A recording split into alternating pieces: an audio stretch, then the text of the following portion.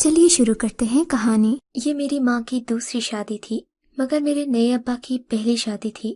وہ تو جیسے فتح کا جشن منانے آ رہا تھا، ہر طرف شادیانے بج رہے تھے، باراتی رنگ برنگ لباسوں میں ملبوس خوشگپیوں میں مصروف تھے۔ میں ایک طرف تنے تنہا بیٹھے یہ سوچ رہی تھی کہ آخر میرا کیا کرنا بنتا ہے، مجھے اس شادی کی خوشی منانی چاہیے یا غم۔ میری ماں ابا کی وفات پر اس دن ہی روئی تھی جس دن اس کی میت صحن میں پڑی تھی۔ پھر تو جیسے حالات معمول پر آ گئے، یوں لگتا تھا جیسے کچھ ہوا ہی نہ ہو۔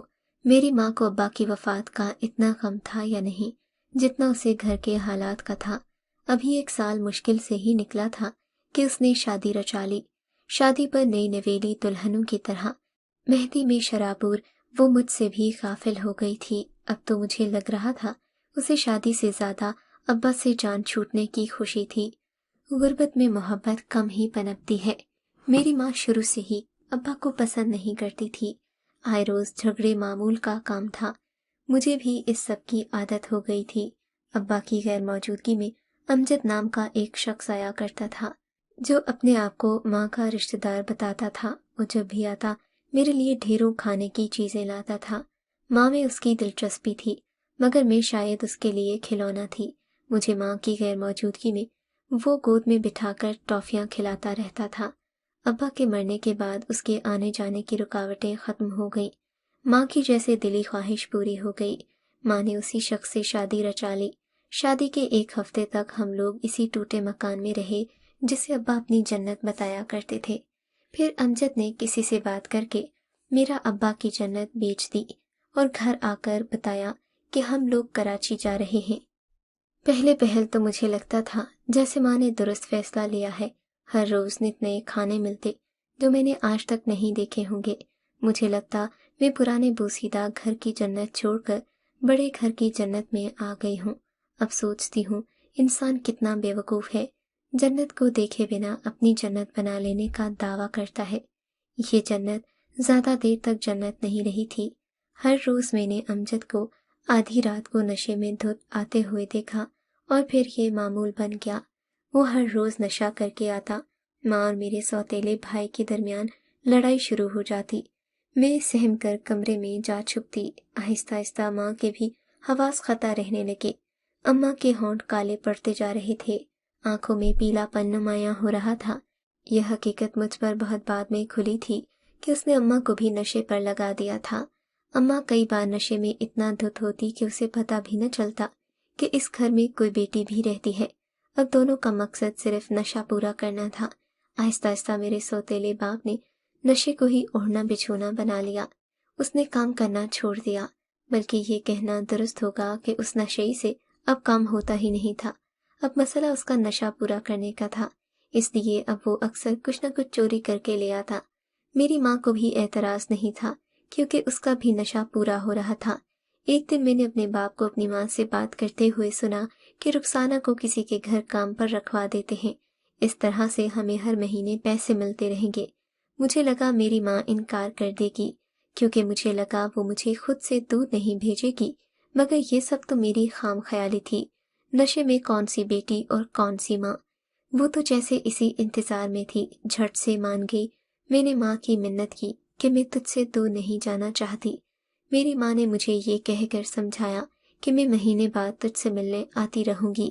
میری ماں نے مجھے یہ بھی لالچ دیا کہ وہاں تجھے نئے کپڑے اور کھانے کو بہت کچھ ملے گا۔ جوانی مجھ پر دستک دے چکی تھی، مگر ابھی میری عمر کچی ہی تھی۔ میں ماں کی باتوں میں آ گئی، خوشی خوشی ابا کے ساتھ جانے کو تیار ہو گئی۔ ابا مجھے اپنے ساتھ بس اڈے پر لے گیا، مجھے سمجھانے لگا کہ جیسے جیسے وہ لوگ کہیں گے تم ویسا ہی کرنا، اگر تم ان کی بات مانو گی تو تمہیں نئے کپڑے اور کھانے کو بہت کچھ دیں گے۔ میں نے پھر سے ابا کی ہاں میں ہاں ملا دی۔ بس کے آتے ہی ہم دونوں بس میں سوار ہو گئے۔ ابا تو تھوڑی ہی دیر کے بعد سو گیا تھا، مگر میں سارا راستہ یہی سوچتی رہی کہ مجھے کھانے کو ڈھیروں چیزیں ملیں گی، مطلب بھوکا نہیں رہنا ہوگا، تو یہی کافی ہوگا۔ جیسے ہی ہم دوسرے شہر پہنچے، مجھے وہاں ایک بڑے گھر میں لے جایا گیا۔ میں نے زندگی میں پہلی بار ایسا گھر دیکھا تھا۔ میں حیران ہو کر دیکھتی رہی، سوچتی رہی کہ اتنے بڑے گھر میں لوگ بھی اتنے سارے رہتے ہوں گے۔ ابا نے مجھے بازو سے پکڑ کر ہلایا और अंदर आने का कहा। मैं अब्बा के पीछे पीछे चल पड़ी और अंदर दाखिल होते ही दंग रह गई। एक तरफ पानी में रंग बिरंगी मछलियां तैर रही थीं। मैं भागकर मछलियों के पास चली गई, हैरानी से इन्हें देखने लगी। वे इसी नज़ारे में गुम थी कि पीछे से किसी ने मुझे आवाज़ दी, क्या तुम्हें ये पसंद है? मैंने हाँ में सर हिला दिया। वो मुझे पकड़कर सोफे पर ले गया और कहा, तुम यहाँ जो चीज़ पसंद है वो ले लेना। मैं इतनी खुश हुई कि माँ की जुदाई का भी ख्याल न रहा। थोड़ी देर के बाद अब्बा एक कमरे से निकल कर आया। उसके हाथ में ढेर सारे पैसे थे। वो मेरे पास आया और कहा, तुम इनकी हर बात मानना और इनकार न करना। मैं और तुम्हारी माँ हर महीने बाद तुमसे मिलने आएंगे। मैंने हाँ में सर हिलाया। अब्बा वहाँ से चला गया। मैं यहाँ आकर बहुत खुश थी। अपनी मर्जी से खाती पीती और खेलती। अब तक मुझसे इन्होंने कोई काम नहीं करवाया था। मुझे इतना प्यारा कमरा और खाने को अच्छी अच्छी चीज़ें मिलती कि मैं अपने आप को बड़ा खुशकिस्मत समझने लगी। 2 माह तक मुझे अम्मा की याद नहीं आई। फिर एक दिन मैं इस घर की मालकिन, जिसे सब आंटी कहते थे, उसके पास गई और कहा, मुझे माँ के पास जाना है। तब तो आंटी ने मुझे ये कहकर भेज दिया कि तेरी माँ से मिलवा देंगे, मगर एक लड़की ने मुझे चुपके से बताया कि तुम्हारा अब्बा तुम्हें यहाँ बेच गया है। बेच गया है? मैं कोई सामान हूँ? मुझे लगा वो झूठ बोल रही है। मैं फिर भी इसी आस पर रही कि आंटी मुझे मेरी अम्मा से मिलवा देगी। मजीद 2 माह का अरसा गुजर गया, ना ही अम्मा आई और ना ही अब्बा। मैं जब भी अम्मा से मिलने का कहती, वो आंटी कोई ना कोई बहाना करके मुझे वापस भेज देती। एक दिन मैं आंटी के पास बैठकर ऊंची आवाज में रोना शुरू हो गई।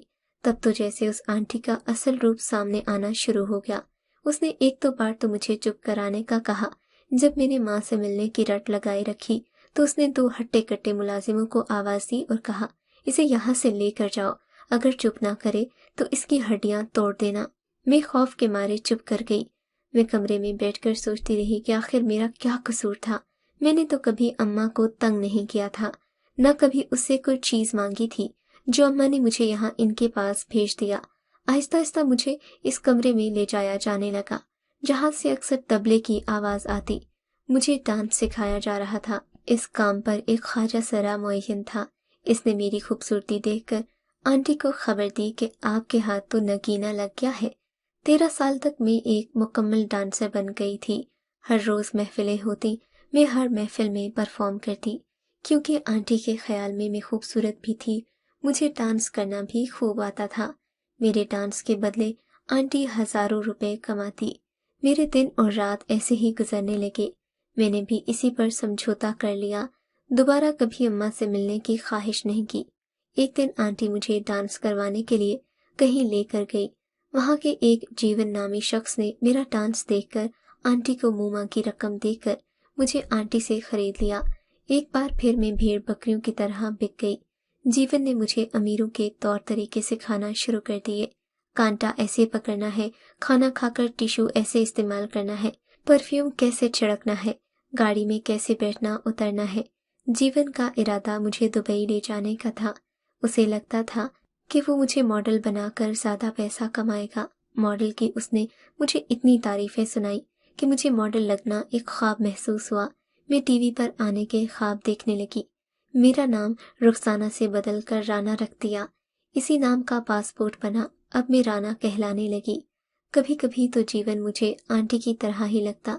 मुझे लगता ये मेरे अच्छे दाम लेकर मुझे कहीं और बेच देगा, मगर ऐसा नहीं हुआ। मैं जहाज में पहली बार दुबई जाने के लिए बैठी थी। जहाज का सफर जो मैंने कभी सोचा भी नहीं था। दुबई पहुंचकर अंदाजा हुआ कि दुबई की पूरी दुनिया में धूम क्यों है, कुशादा सड़कें और ऊंची बिल्डिंग्स। खैर उसी दिन से जीवन ने मुझे मॉडलिंग की दुनिया में एक अलग ही रेस में शामिल कर दिया था। मुझे बड़े बड़े रईसों से मिलवाया जाता। वो कहता था कि तुम अपने हुस्न को जितना कयामत खेज बनाओगी उतनी ही तुम ऐश करोगी और लोग तुम्हारे दीवाने होंगे। फिर तुम्हें मामूली काम नहीं करना पड़ेंगे। जीवन कहता था कि पैसा मिलकर खाएंगे, शोहरत और ताकत तुम रख लेना। तभी शायद जीवन को मेरे हुस्न में कोई दिलचस्पी नहीं थी, बल्कि मेरी कमाई में दिलचस्पी थी।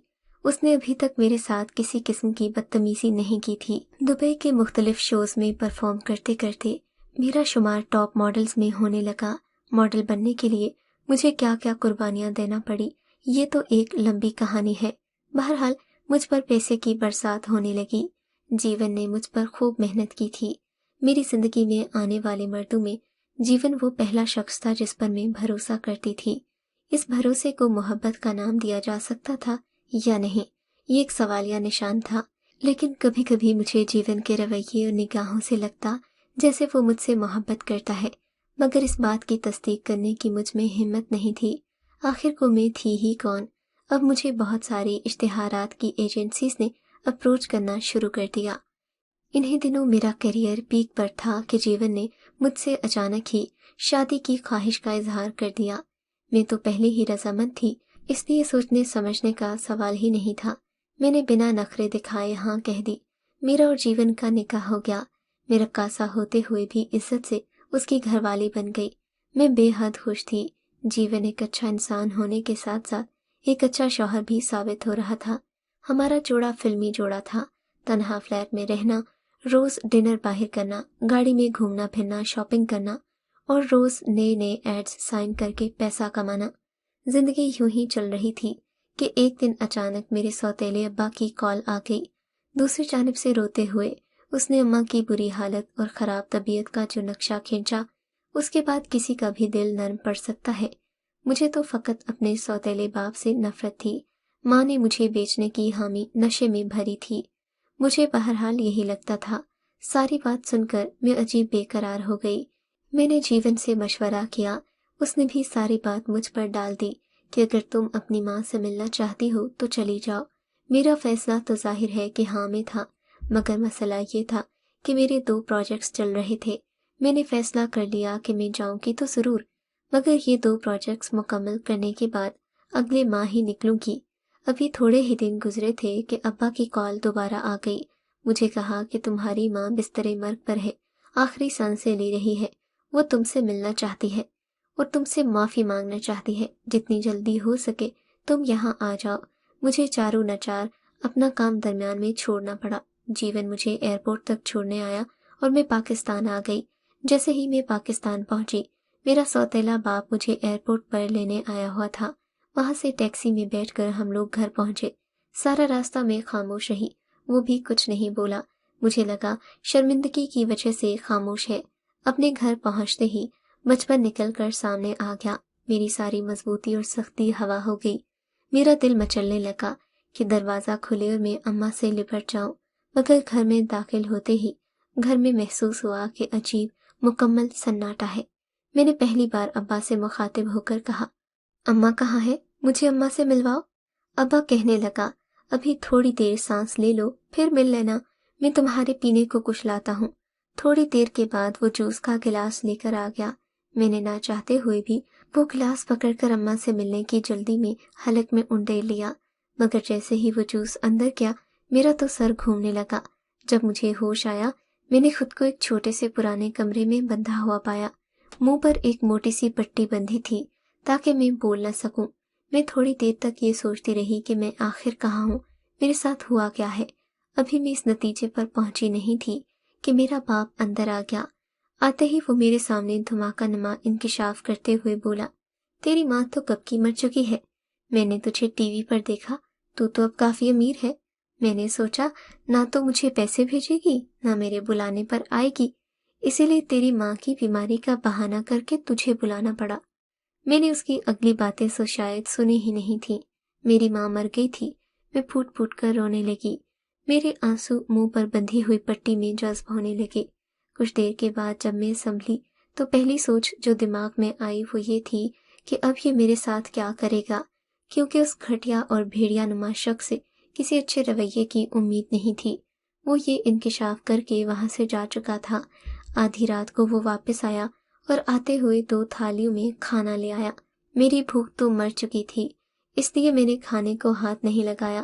ہاں البتہ میں نے پانی کے 2 گھونٹ بھر لیے تھے۔ گھونٹ بھرنے کی دیر تھی کہ میں پھر سے چکرا کر بے ہوش ہو گئی۔ اس نے میرا موبائل مجھ سے لے لیا۔ جب جیون کال کرتا وہ کوئی نہ کوئی بہانہ بنا دیتا تھا۔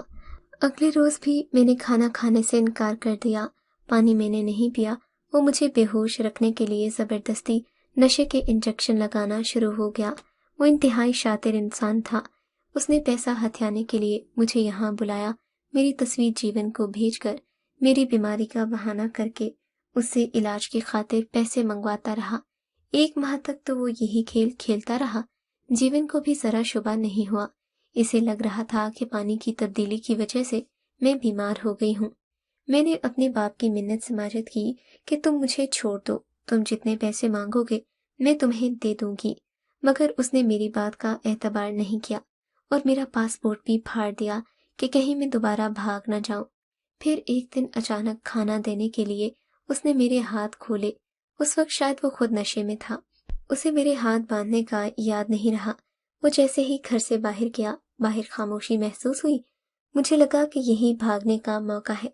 میں نے پاؤں کی رسیاں کھولی، لڑکھڑاتی ہوئی باہر کے دروازے سے نکل کر اندھا دھند بھاگنے لگی اور وہاں تک بھاگتی گئی جہاں تک مجھے اور انسان نظر نہیں آ گئے۔ مجھے اندازہ تھا کہ وہ جب ہوش میں آئے گا تو اسے یاد آ جائے گا کہ اس نے میرے ہاتھ نہیں باندھے تھے، پھر وہ مجھے کمرے میں نہ پا کر پاگلوں کی طرح ڈھونڈے گا۔ تبھی میں چلتے چلتے بڑی سڑک پر آ گئی۔ میرے پاس نہ تو پیسے تھے، نہ جیون کا فون نمبر ہوتا تو جیون سے رابطہ کر کے اسے ساری صورتحال سے آگاہ کر دیتی۔ میں نے ایمبیسی میں جانے کا سوچا کہ شاید اس طرح میری کچھ مدد ہو جائے اور میں اپنے شوہر تک پہنچ جاؤں۔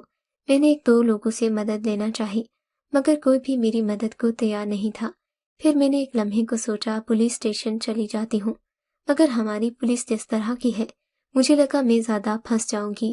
اگر میرا باپ مجھے ڈھونڈتا ہوا واپس آ جاتا تو پولیس پیسہ کھا کر اسی کی بات مانتی اور وہ مجھے اپنے ساتھ لے جاتا۔ میں اپنی کوشش ترک نہیں کر رہی تھی۔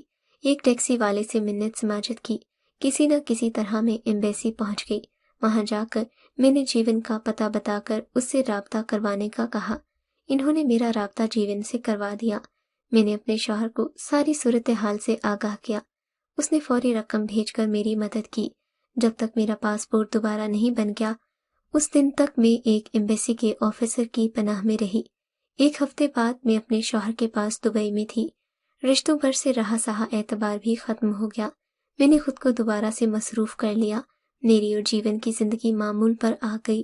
10 سال کے بعد مجھے دوبارہ پاکستان سے ایک کال موصول ہوئی۔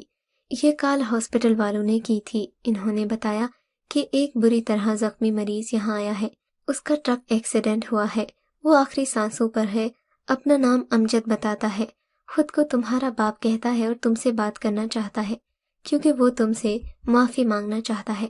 شاید آپ لوگوں کو یہ لگے کہ مجھے مثبت سوچ کے تحت اس سے بات کر لینی چاہیے تھی، اسے بھی معاف کر دینا چاہیے تھا، مگر اس نے میرے ساتھ جو زیادتیاں کی، اس کے علاوہ مجھے یہ بھی خار تھی کہ وہ میری ماں کا قاتل تھا۔